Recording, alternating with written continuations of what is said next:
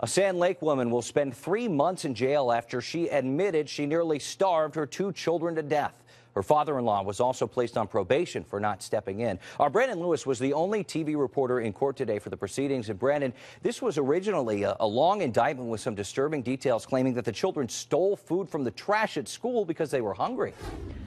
Yeah, Cody, the DA's office said today, though, there was a lack of evidence in the case against the children's grandfather. Their mother, though, Dana Glasser, admitted she withheld food from the children, placing them at, quote, grave risk of death.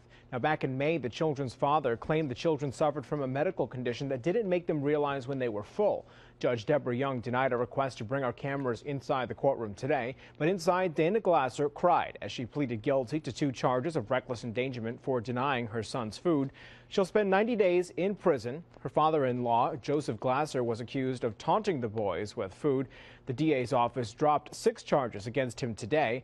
He pleaded guilty to 2 charges of endangering the welfare of a child and was placed on probation for 3 years. Dana Glasser's attorney says Dana's medical condition contributed to her actions. Her background as a survivor of anorexia,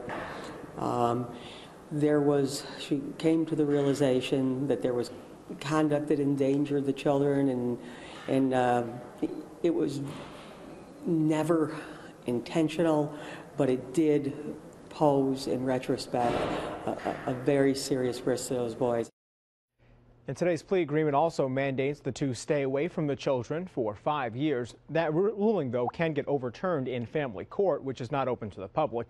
Meanwhile, the kids are with other family members. The Glassers are due back in court in March for final sentencing. Live in studio, Brandon Lewis, CBS 6 News.